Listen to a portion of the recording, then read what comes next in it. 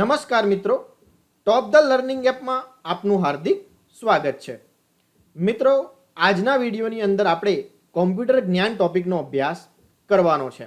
મિત્રો, તમે જાણતા જ હશો કે કોમ્પ્યુટર ટોપિક દરેકે દરેક સ્પર્ધાત્મક પરીક્ષાઓની અંદર પૂછવામાં જ આવતો હોય છે. ટેકનોલોજીનો જમાનો છે મિત્રો, એટલે દરેક વ્યક્તિ ડાયરેક્ટલી અથવા ઇનડાયરેક્ટલી કોમ્પ્યુટરનો ઉપયોગ તો કરતા જ હોય છે. એટલા માટે થઈને આ કોમ્પ્યુટરનો સમાવેશ હવે દરેક સ્પર્ધાત્મક પરીક્ષાઓની અંદર પણ કરવામાં આવે છે. સ્પેશિયલી જો વાત કરીએ મિત્રો જીએસઆરટીસીની જે આવનારી ભરતી છે તેમાં ખાસ કરીને કંડક્ટર અને ક્લાર્ક આ બંને પરીક્ષાઓની અંદર આ ટોપિક 20 ગુણનો પૂછવામાં આવે છે. 20 ગુણનો જો મિત્રો ટોપિક હોય તો આપણે આને વિસ્તૃતમાં સમજવો જ જોઈએ, કારણ કે આ ટોપિકની અંદરથી મિત્રો આપણે સારામાં સારા ગુણ મેળવીશું તો જ મેરિટની અંદર હાઈ જમ્પ લગાવી શકીશું. મિત્રો, કોમ્પ્યુટર ટોપિકની અંદર આપણે અગાઉ પણ ચર્ચા કરી ચૂક્યા છીએ કે જુદા જુદા 17 થી લઈને 20 જેટલા ટોપિક અભ્યાસ કરવાનો છે.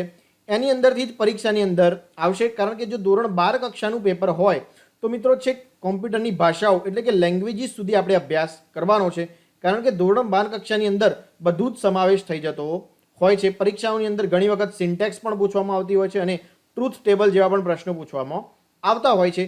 તો જાણીએ કે આ કોમ્પ્યુટર વિષયની અંદર આપણે કેવી રીતે વિસ્તારથી તૈયારી કરીશું તો મેક્સિમમ ગુણ મેળવી શકીશું. ચાલો જોઈએ. સૌથી પહેલા મિત્રો તમને જણાવું કે આપણી ટોપ ધ લર્નિંગ એપ એપ્લિકેશનનું પ્લે સ્ટોરની અંદર એક નવું અપડેટેડ વર્ઝન આવી ચૂક્યું છે, જેની અંદર આપણને આ પ્રમાણેની જુદી જુદી સુવિધાઓ મળશે. જેમાં સૌથી પહેલા મિત્રો આપણને સાવ સરળતાથી ઉપયોગ કરી શકાય તેવું મોબાઈલ નંબર ઓટીપીથી આપણે લોગિન કરી શકીશું. ત્યાં જ મિત્રો આપણને પેમેન્ટની સુવિધા પણ મળી જશે.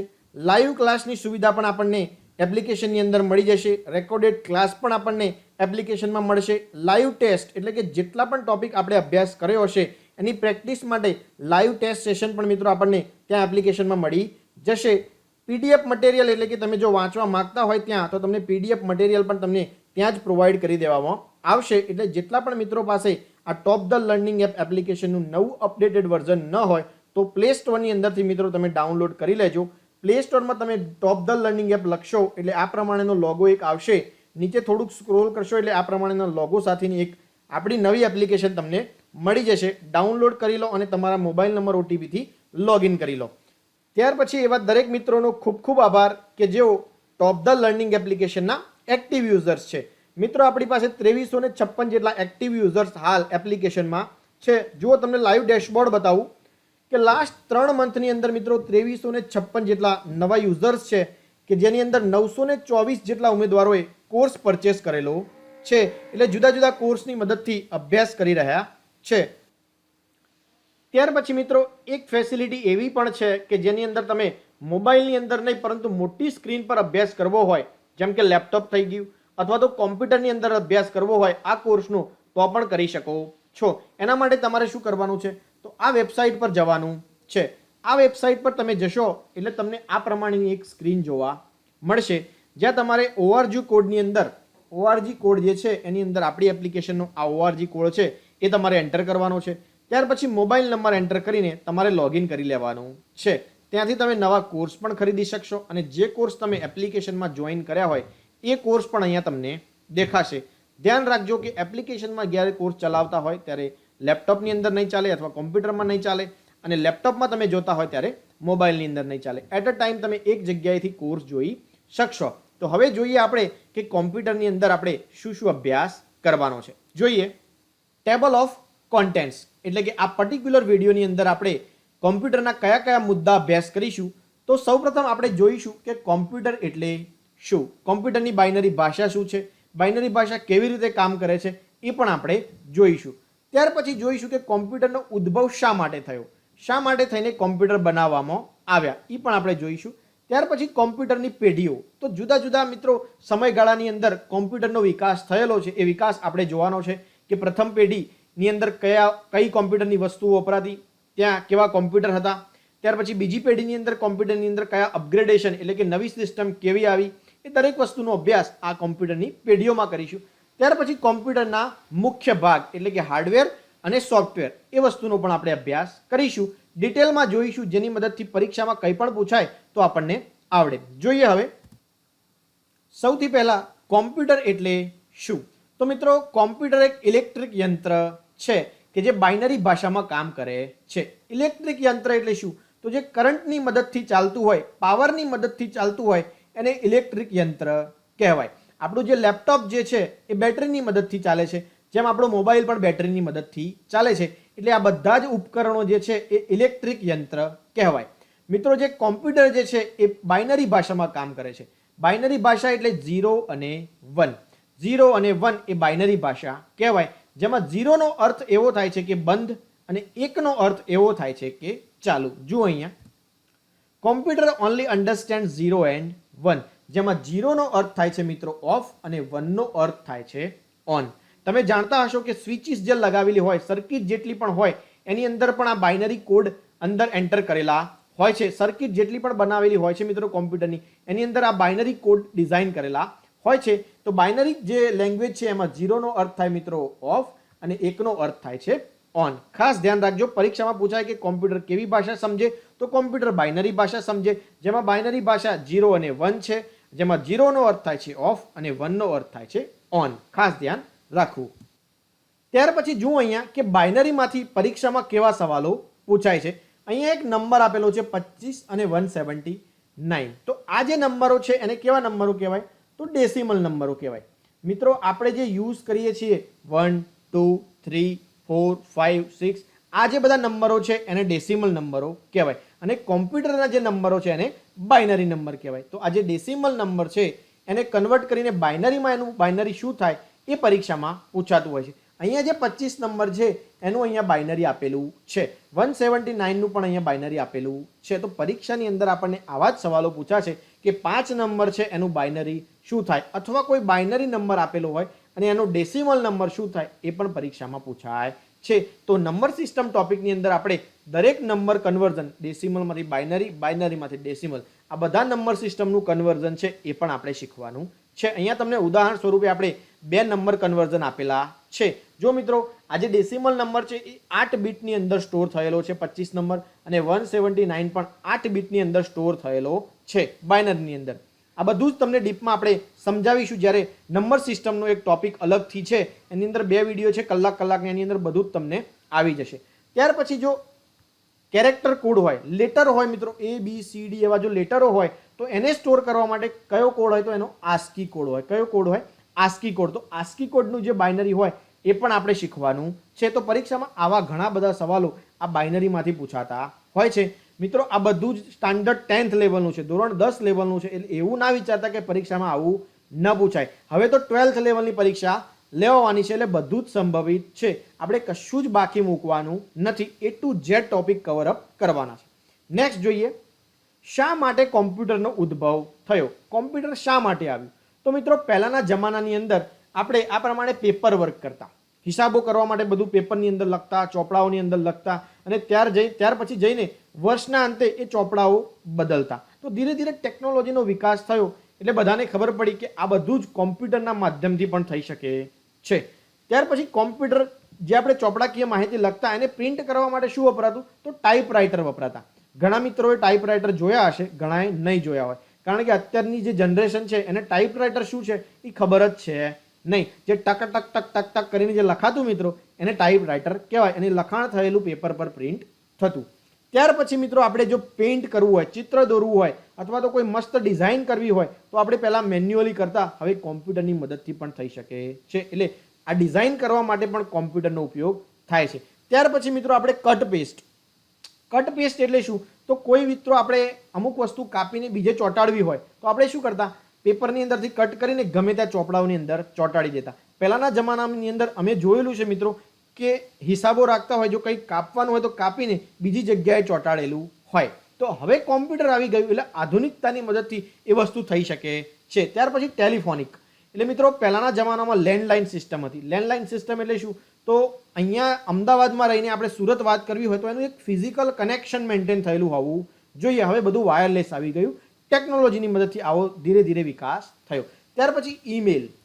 આપણે પત્ર લખતા પહેલાં એ પત્ર મિત્રો 2, 3, 4, 5 દિવસે પહોંચી રહેતો. હવે એક ઈમેલ કરીએ એટલે બીજી જ સેકન્ડે સામેવાળી વ્યક્તિને ઈમેલ મળી જાય છે, પત્ર મળી જાય છે. તો આ બધી જ જે પ્રોબ્લેમો પહેલાં હતી એ બધી જ પ્રોબ્લેમોનું નિવારણ કરવા માટે કોમ્પ્યુટરનો ઉદ્ભવ થયેલો કે આ બધું જ જે છે એમાં સમય જતો, ટાઈમ જતો મિત્રો, અને 2-3 દિવસના અંતે આ બધા વસ્તુઓના આપણને પરિણામ મળતા. હવે કોમ્પ્યુટર આવી ગયું એટલે આધુનિકતાની મદદથી આપણે જુદા જુદા કાર્યો કરી શકીએ છીએ. અહીંયા એ જ ડિસ્ક્રિપ્શન અહીંયા લખેલું છે, તમે વાંચી શકો છો. તો આટલા માટે થઈને આ બધા જ કાર્યોને ટેકનોલોજીની મદદથી સરળતાથી અને ફાસ્ટ કરી શકીએ એ માટે કોમ્પ્યુટર બનાવવામાં આવ્યું છે. આગળ જોઈએ. ત્યાર પછી જોઈએ કે કોમ્પ્યુટર કાર્ય કેવી રીતે કરે. કોઈ પણ ઉપકરણ હોય તો એની કાર્ય કરવાની એક પદ્ધતિ હોય. તો આપણું જે કોમ્પ્યુટર છે એ કેવી રીતે કાર્ય કરે છે એ આપણે જોઈએ. તો સૌથી પહેલાં કોમ્પ્યુટરની અંદર શું લેવાય તો ઇનપુટ લેવાય. જ્યાં સુધી કોમ્પ્યુટરને ઇનપુટ ના મળે ત્યાં સુધી કોમ્પ્યુટર કાર્ય કરતું નથી. ઇનપુટ મળ્યા પછી શું થાય તો પ્રોસેસિંગ થાય. પ્રોસેસિંગ ક્યાં થાય તો સીપીયુની મદદથી પ્રોસેસિંગ થાય. જે સેન્ટ્રલ પ્રોસેસિંગ યુનિટ છે આપણો એની અંદર પ્રોસેસિંગ થાય. આગળ પણ આપણે જોઈશું. અહીંયા જસ્ટ હું તમને બેઝિક ઇન્ટ્રો આપું છું કે કોમ્પ્યુટર કેવી રીતે કાર્ય કરે છે. સૌપ્રથમ ઇનપુટ લેવાય. જે જુદા જુદા ઇનપુટ ડિવાઇસીસ હોય એની મદદથી ઇનપુટ લેવાય.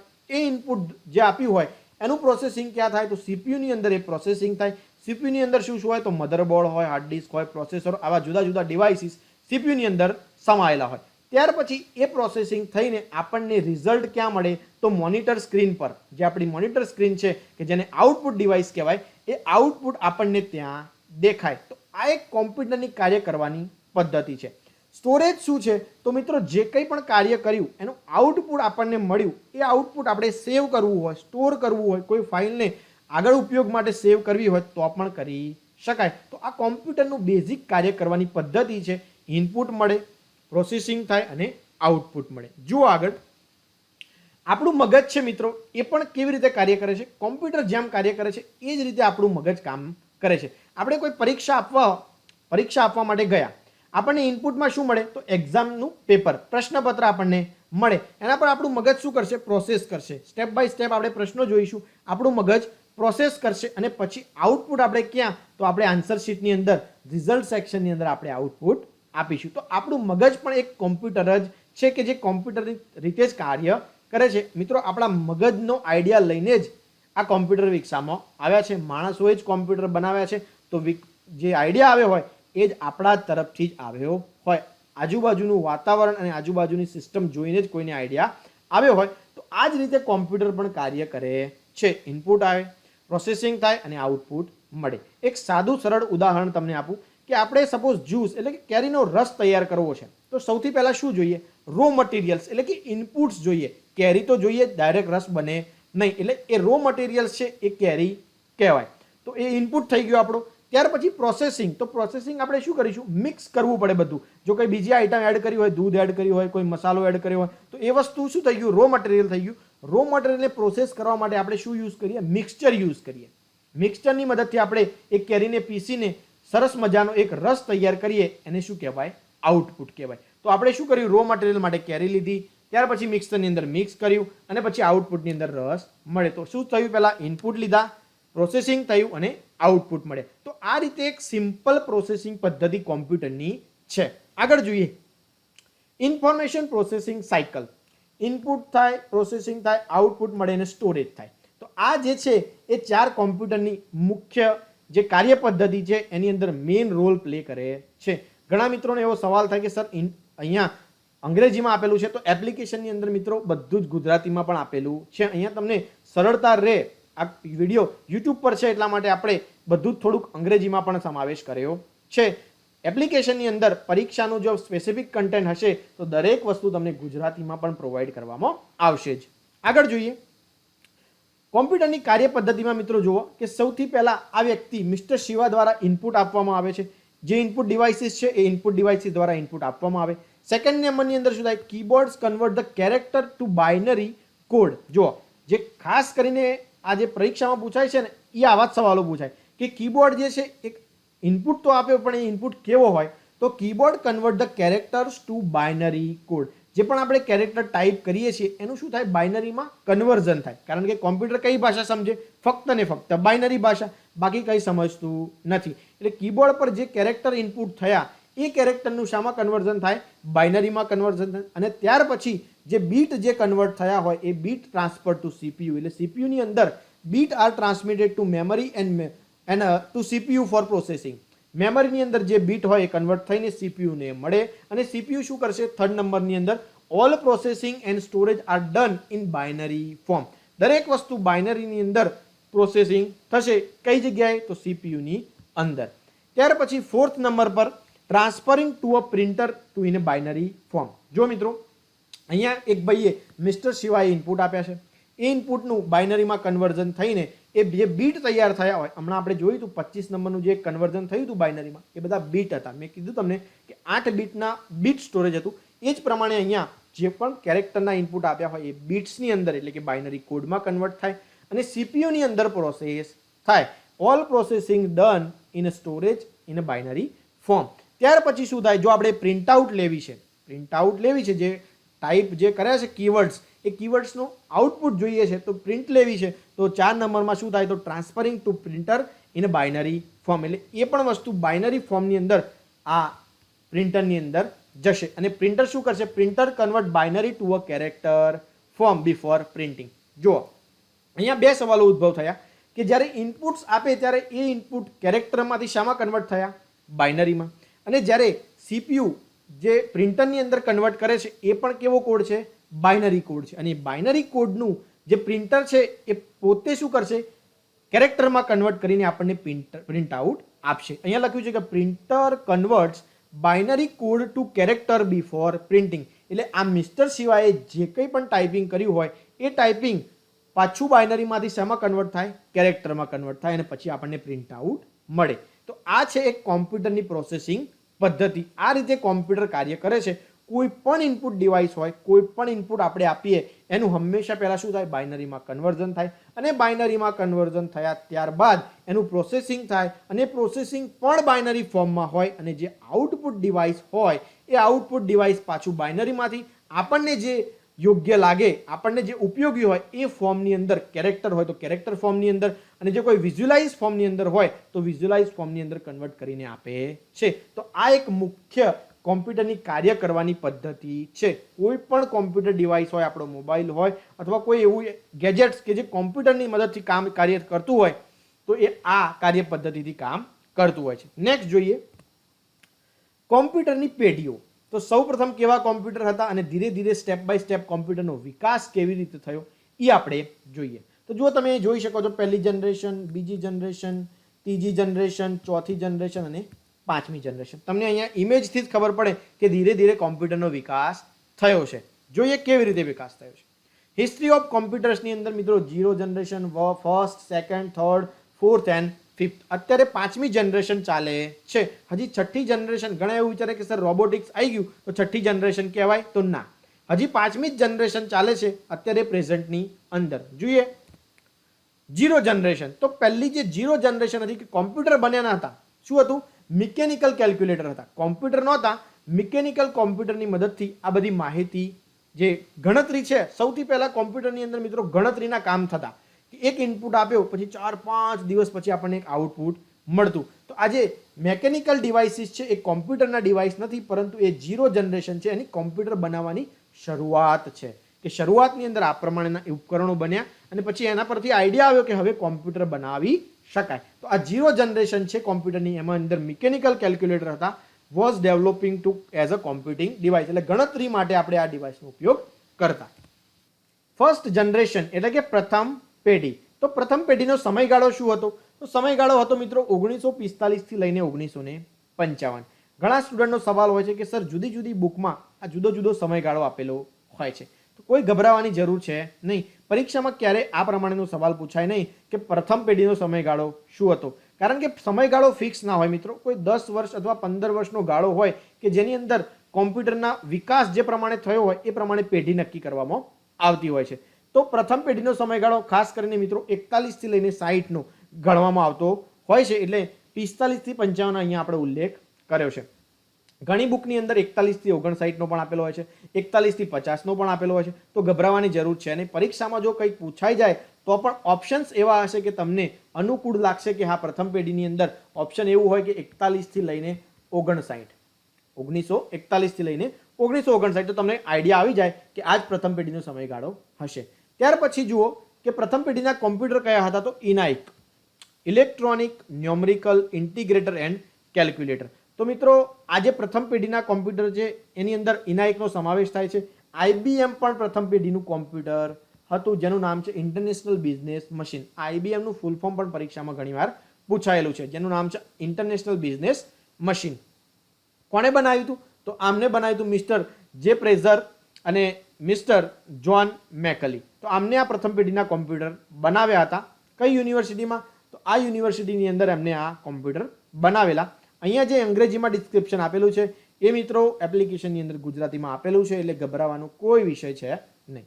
પ્રથમ પેઢીની અંદર શું વપરાતું? આ ખાસ પરીક્ષામાં પૂછાય છે કે પ્રથમ પેઢીની અંદર કઈ વસ્તુનો ઉપયોગ થતો? તો પ્રથમ પેઢીની અંદર વેક્યુમ ટ્યુબનો ઉપયોગ થતો. જો અહીંયા લખેલું છે કે ઇટ યુઝીસ 18,000 વેક્યુમ ટ્યુબ્સ, એટલે કે 18,000 જેટલી વેક્યુમ ટ્યુબ તૈયાર થાય ત્યારે જઈને કોમ્પ્યુટર પ્રથમ પેઢીના બનતા. એની કોસ્ટ એટલે એની કિંમત કેટલી હતી મિત્રો? તો $5 લાખ જેટલી કિંમત આ પ્રથમ પેઢીના કોમ્પ્યુટરની હતી. ત્યાર પછી એનું વજન કેટલું? તો 30 ટન જેટલું વજન આ પ્રથમ પેઢીના કોમ્પ્યુટરનું હતું અને એક મોટા રૂમની અંદર આ કોમ્પ્યુટર બનતા અને ઇનપુટ આપ્યા પછી ઘણા દિવસો પછી આઉટપુટ મળતા. તો 30 બાય 50 ફૂટ એટલે કે એક આખો રૂમ તૈયાર થઈ જાય એવડા મોટા કોમ્પ્યુટર હતા પહેલા પ્રથમ પેઢીના. ત્યાર પછી it produces large amount of heat, એટલે કે ગરમ પણ વધારે થતા, હીટ પણ વધારે પ્રોડ્યુસ કરતા. ત્યાર પછી it speed was very law. Slow એટલે કે એકદમ ધીમા હતા.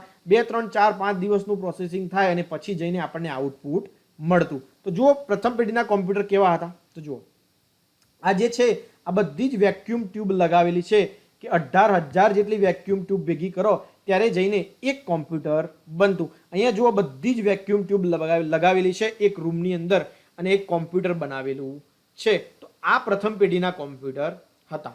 હવે જોઈએ સેકન્ડ જનરેશન એટલે કે બીજી પેઢી. તો એનો સમયગાળો શું હતો? 1955 થી લઈને 1965. તો આ બીજી જનરેશનનો સમયગાળો છે મિત્રો. હવે બીજી જનરેશનની અંદર શું વપરાતું? તો જુઓ in this second generation vacuum tube was replaced by transistors, એટલે કે વેક્યુમ ટ્યુબ વપરાતા એની જગ્યાએ હવે ટ્રાન્ઝિસ્ટરનો ઉપયોગ થવા લાગ્યો. કેવા હોય ટ્રાન્ઝિસ્ટર? તો જુઓ આ જે છે એ બધા જ શું છે? ટ્રાન્ઝિસ્ટર છે. જે પહેલા વેક્યુમ ટ્યુબ વપરાતી એની જગ્યાએ શું વપરાવા લાગ્યું? ટ્રાન્ઝિસ્ટર વપરાવા લાગ્યા. Speed performance of this generation computer was improved in comparison to first generation. તો જે પહેલી જનરેશનના કોમ્પ્યુટર હતા એની કરતાં સ્પીડ પણ વધારે થઈ અને પરફોર્મન્સ એટલે કે ઝડપથી આઉટપુટ પણ મળવા લાગ્યા. એટલે કે પહેલી જનરેશન છે એની અંદર સુધારા વધારા થઈને જે પહેલી જનરેશનની અંદર વેક્યુમ ટ્યુબ વપરાતા એની જગ્યાએ હવે ટ્રાન્ઝિસ્ટર વપરાવા લાગ્યા અને સ્પીડની અંદર અને પરફોર્મન્સની અંદર પણ ઉમેરો વધારો થયો. ઇમ્પ્રુવમેન્ટ સારા એવા થઈ ગયા. ત્યાર પછી size, price and heat produce reduce by using transistor. જે વેક્યુમ ટ્યુબની મદદથી મિત્રો જે કોમ્પ્યુટર ગરમ થઈ જતા હતા, હીટ જે પકડાઈ જતી હતી એ ઘટી ગઈ, એની સાઇઝમાં ઘટાડો થયો, એની કિંમત પ્રાઇસની અંદર પણ ઘટાડો થઈ ગયો. તો આ સેકન્ડ જનરેશનની અંદર મહત્વના મુદ્દા છે. ખાસ આપણે શું યાદ રાખવાનું છે? તો સેકન્ડ જનરેશનની અંદર ટ્રાન્ઝિસ્ટરનો ઉપયોગ થતો. સેકન્ડ જનરેશનની અંદર સ્પીડ અને પરફોર્મન્સ પણ સારા એવા થઈ ગયા. સાઇઝની અંદર ઘટાડો થયો, કિંમતની અંદર ઘટાડો થયો, હીટ પ્રોડ્યુસ થતી હતી એની અંદર પણ ઘટાડો થઈ ગયો. ત્યાર પછી જુઓ હવે આપણે જોયું કે સેકન્ડ જનરેશન આ પ્રમાણેના કોમ્પ્યુટર હતા. હવે જોઈએ થર્ડ જનરેશન. તો થર્ડ જનરેશનનો સમયગાળો શું છે? 1966 થી લઈને 1970. હવે આવી ગયું મિત્રો થર્ડ જનરેશનની અંદર આઈસી, જેને કહેવાય ઇન્ટિગ્રેટેડ સર્કિટ. તો જુઓ in this third generation transistor was replaced by IC, એટલે હવે ટ્રાન્ઝિસ્ટરની જગ્યાએ શું વપરાવા લાગ્યું? આઈસી એટલે કે integrated circuit is equal to fabrication of thousands of electronic components in a single silicon chip. જો પરીક્ષામાં એવું પણ પૂછાય કે થર્ડ જનરેશનની અંદર શું વપરાયું, તો એવું પૂછાય કે ઓપ્શનની અંદર સિલિકોન ચિપ હોય તો આપણે શું લખવાનું? Silicon chip. સિલિકોન ચિપ હશે તો આઈસી નહીં હોય અને આઈસી હશે તો સિલિકોન ચિપ નહીં હોય. એટલા માટે પરીક્ષામાં ઘણીવાર સિલિકોન ચિપ પૂછાય તો છોકરાઓ કન્ફ્યુઝ થાય છે કે સર આઈસી વપરાતી ને સિલિકોન ચિપ શું? તો સિલિકોન ચિપ ઘણી બધી ભેગી કરીને આ શું અહીંયા લખ્યું છે કે જુઓ thousands of electronic component on single silicon chip. એક સિલિકોન ચિપની અંદર આ જે કમ્પોનન્ટ જે છે બધા આ આઈસીના એ બધા ફિટ કરવામાં આવે અને એને આખાને શું કહેવાય? Silicon chip. તો આ જે થર્ડ જનરેશનની જે આપણે વાત કરી તો એની અંદર શું વપરાય? તો ઇન્ટિગ્રેટેડ સર્કિટ એટલે કે આઈસી વપરાય જેને સિલિકોન ચિપ કહેવાય.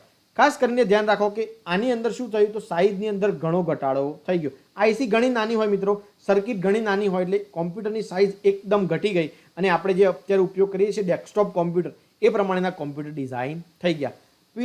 સ્પીડ અને પરફોર્મન્સ બંને ખૂબ વધી ગયા થર્ડ જનરેશનની અંદર.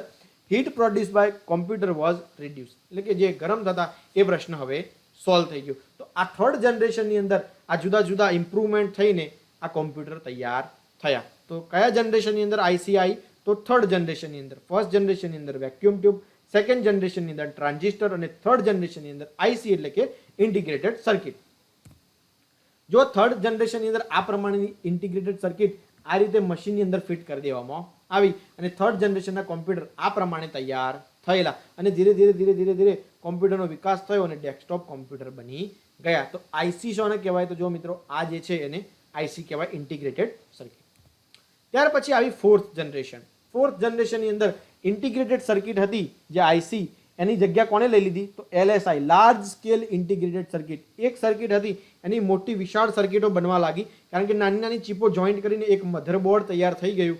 એને કહેવાય એલએસઆઈ એટલે કે large scale integrated circuit. Fourth જનરેશનનો સમયગાળો શું હતો, તો 71 થી લઈને 80 સુધીનો સમયગાળો. પ્રાઇસ ઘટી ગઈ, સાઇઝ ઘટી ગઈ, પરફોર્મન્સ ઇમ્પ્રૂવ થઈ ગયું. તો આ બધા જ સુધારા વધારા ફોર્થ જનરેશનની અંદર થયા. પરીક્ષાની અંદર ફોર્થ જનરેશનમાંથી એક જ સવાલ પૂછાય, એલએસઆઈ લાર્જ સ્કેલ ઇન્ટિગ્રેટેડ સર્કિટ. જે આઈસી વપરાતી થર્ડ જનરેશનમાં એની જગ્યાએ એલએસઆઈ ચિપ વપરાવા લાગી. તો જુઓ ફિફ્થ જનરેશનની અંદર જોઈએ હવે. એનો સમયગાળો છે 1980 થી લઈને પ્રેઝન્ટ, એટલે કે અત્યાર સુધીનો રોબોટિક્સ જમાનો એ બધું જ ફિફ્થ જનરેશનની અંદર કવર અપ થઈ જાય. In this generation LSI are replaced by VLSI. LSI જે ચિપ હતી એની જગ્યાએ શું આવ્યું, વીએલએસઆઈ એટલે કે very large scale integrated circuit. જે આઈસી હતું એનું શું થયું, લાર્જ સ્કેલ ઇન્ટિગ્રેટેડ સર્કિટ થયું અને પછી વીએલએસઆઈ એટલે કે very large scale integrated circuit. હવે એની મદદથી શું થયું, તો સાઇઝ અને કોસ્ટ ઘટી ગયા અને પરફોર્મન્સ પણ સારું મળી ગયું અને આપણને ફિફ્થ જનરેશનની અંદર આ પ્રમાણેના સરસ મજાના કોમ્પ્યુટર મળી ગયા. તો આ થઈ કોમ્પ્યુટરની પેઢીઓ, કોમ્પ્યુટરની જનરેશન કે જેની અંદર જુદા જુદા આ પ્રમાણેના કોમ્પ્યુટર તૈયાર થયા. પહેલા કોમ્પ્યુટર ખૂબ વિશાળ હતા, પછી એની સાઇઝમાં ઘટાડો થયો, ધીરે ધીરે એની આઈસી તૈયાર થઈ, આઈસી પછી એલએસઆઈ ચિપ તૈયાર થઈ અને એલએસઆઈ ચિપ પછી આ વીએલએસઆઈ ચિપની અંદર આપણને જુદા જુદા સરસ મજાના કોમ્પ્યુટર મળવા લાગ્યા. તો આ કોમ્પ્યુટરની હિસ્ટ્રી થઈ કે એનો વિકાસ કેવી રીતે થયો. ત્યાર પછી જોઈએ કોમ્પ્યુટરના મુખ્ય ભાગ, કે કોમ્પ્યુટર જે છે એના મુખ્ય ભાગ શું હોઈ શકે. તો જો આ એક પર્સનલ કોમ્પ્યુટર છે, એના મુખ્ય ભાગ જોઈ લઈએ. તો અહીંયા જેટલા પણ છે આ આઉટપુટ ડિવાઇસ છે, આ મોનિટર પણ આઉટપુટ ડિવાઇસ છે, આ સીપીયુ છે, આ એક ઇનપુટ ડિવાઇસ છે. તો આવા જુદા જુદા ઇનપુટ ડિવાઇસની મદદથી, આઉટપુટ ડિવાઇસની મદદથી અને પ્રોસેસિંગ યુનિટની મદદથી એક કોમ્પ્યુટર તૈયાર થાય છે. આ એક કોમ્પ્યુટર જે છે એને પર્સનલ કોમ્પ્યુટર કહેવાય. આ જે કોમ્પ્યુટર છે એને શું કહેવાય, પર્સનલ કોમ્પ્યુટર કહેવાય. અહીંયા ઉલ્લેખ કરેલો જ છે કે ઇનપુટ ડિવાઇસ કયા છે, એક્સટર્નલ એટલે કે આઉટપુટ ડિવાઇસ કયા છે, ડિસ્પ્લે યુનિટ શું છે, સિસ્ટમ યુનિટ શું છે અને એક્સટર્નલ ડિવાઇસ શું છે એ અહીંયા સમાવેશ આપણે કર્યો છે. તો કોમ્પ્યુટરના મુખ્ય ભાગો બે ભાગમાં વિભાજિત થાય મિત્રો. એમાં છે મુખ્ય એક હાર્ડવેર અને બીજું સોફ્ટવેર. કોમ્પ્યુટરની અંદર બે જ વસ્તુ હોય, એક હાર્ડવેર હોય અને બીજું સોફ્ટવેર હોય. જે પણ ભાગો જે આપણે જોઈ શકીએ છીએ, ટચ કરી શકીએ છીએ, કીબોર્ડ છે, માઉસ છે, પ્રિન્ટર છે, એ બધા જ ડિવાઇસને શું કહેવાય, તો હાર્ડવેર ડિવાઇસીસ કહેવાય. અને જે ડિવાઇસ આપણે જેની અંદર કામ કરીએ છીએ, સોફ્ટવેર ઓપરેટિંગ સિસ્ટમ છે, આપણે જે એપ્લિકેશન સોફ્ટવેર છે, આવા જુદા જુદા જે સોફ્ટવેર હોય એને શું કહેવાય, સોફ્ટવેર. આ રીતે કોમ્પ્યુટરની અંદર હાર્ડવેર હોય અને સોફ્ટવેર હોય. મુખ્યત્વે બે જ ભાગ કોમ્પ્યુટરમાં હોય. જો અહીંયા તો હાર્ડવેરની અંદર શું શું હોય, તો computer case, CPU, monitor, keyboard, mouse, disk drive, zip drive, CD ROM, DVD, hard disk, memory, speaker અને પ્રિન્ટર. આ બધા જ જે ડિવાઇસીસ છે એને શું કહેવાય, હાર્ડવેર ડિવાઇસીસ. તો આ જે કોમ્પ્યુટરની અંદર મુખ્યત્વે કામ કરે છે એની અંદર બે જ વ્યક્તિઓ કામ કરે, એક હાર્ડવેર કામ કરે ને બીજું સોફ્ટવેર કામ કરે. તો હાર્ડવેર જે છે અહીંયા લિસ્ટ આઉટ છે અને આ જે દરેક હાર્ડવેર જે છે એનો ડિટેલમાં અભ્યાસ આપણે કરવાનો છે કે આ જે ક્યારે બન્યા અને એની અંદર શું વપરાય છે એનો પણ આપણે અભ્યાસ કરવાનો છે. આગળ જેમ જેમ ટોપિક અભ્યાસ કરીશું એમ વિસ્તારથી આપણે જોતા જઈશું કે આ જે ઇનપુટ ડિવાઇસીસ છે એ કયા કયા છે, એક્સટર્નલ ડિવાઇસીસ કોને કહેવાય, સ્ટોરેજ ડિવાઇસીસ કોને કહેવાય. આ દરેક મુદ્દાઓ વાઇઝ આપણે અભ્યાસ કરવાનો છે. ત્યાર પછી જુઓ સોફ્ટવેર. તો સોફ્ટવેર મુખ્યત્વે ત્રણ પ્રકારના હોય. સિસ્ટમ સોફ્ટવેર હોય, એપ્લિકેશન સોફ્ટવેર હોય અને યુટિલિટી સોફ્ટવેર હોય. આ કયા કયા સોફ્ટવેર છે એનો પણ આપણે અભ્યાસ કરવાનો છે, કારણ કે આના એક અલગ જ ટોપિક છે મિત્રો. આ જે ટોપિક છે આ 3 મુદ્દા, તો એની અંદર 1 કલાકનો વિડીયો બની જાય કે સિસ્ટમ સોફ્ટવેર એટલે શું, સિસ્ટમ સોફ્ટવેર કામ કેવી રીતે કરે અને કયા કયા સિસ્ટમ સોફ્ટવેર, એપ્લિકેશન સોફ્ટવેર કયા કયા અને એપ્લિકેશન સોફ્ટવેર કેવી રીતે કામ કરે, અને યુટિલિટી સોફ્ટવેર કયા કયા, એ દરેક વસ્તુનો અભ્યાસ આપણે સોફ્ટવેર સિસ્ટમની અંદર પણ કરીશું. તો એપ્લિકેશન સોફ્ટવેર છે મિત્રો, એ આપણે એન્ડ યુઝર્સ, જે આપણે યુઝર છીએ એ ઉપયોગ કરીએ એ બધાને એપ્લિકેશન સોફ્ટવેર કહેવાય. જ્યારે ઓપરેટિંગ સિસ્ટમ છે એને એપ્લિકેશન સોફ્ટવેર કહેવાય, સોરી સિસ્ટમ સોફ્ટવેર કહેવાય. જે અહીંયા સિસ્ટમ સોફ્ટવેર છે એ આપણું ઓપરેટિંગ સિસ્ટમ છે, અને યુટિલિટી સોફ્ટવેર કેવા કહેવાય, તો જે મિત્રો ફોર્મેટ કરવા માટે અથવા તો વાયરસને કાઢવા માટે આપણે જે સોફ્ટવેર ઉપયોગ કરીએ છીએ એ બધાને યુટિલિટી સોફ્ટવેર કહેવાય. તો આ પ્રમાણે આપણે કોમ્પ્યુટરના બેઝિક કોન્સેપ્ટ જોયા, અને પરીક્ષાની અંદર આવી જ રીતે આપણે જે પણ સવાલો પૂછાય એ દરેક સવાલોનો જવાબ આપણને આવડવો જોઈએ. તો દરેક ટોપિક વાઇઝ વિસ્તારથી આપણે એપ્લિકેશનની અંદર અભ્યાસ કરેલો જ છે. જે મિત્રો એપ્લિકેશનમાં જોઈનિંગ નથી કરેલું એ વહેલી તકે જોઈન કરી લો. અને આ જે કોમ્પ્યુટર ટોપિક છે એની અંદર આપણે મેક્સિમમ 20 માર્ક્સનો ટોપિક છે, તો આપણે મેક્સિમમ માર્ક્સ, વધુમાં વધુ માર્ક્સ અચીવ કરવાના છે. થેન્ક યુ સો મચ મિત્રો. તમને કોઈ પણ સવાલો હોય તો મિત્રો તમે આ નંબર પર કોન્ટેક્ટ કરી શકો છો. એપ્લિકેશનની લિંક જોઈતી હોય, પ્લે સ્ટોર પરથી ડાઉનલોડ ન કરી શકતા હોય તો પણ તમે આ નંબર પર હાઈ સેન્ડ કરીને તમે દરેક વસ્તુની માહિતી મેળવી શકો છો. All the best, very good luck. જય હિન્દ, જય ભારત.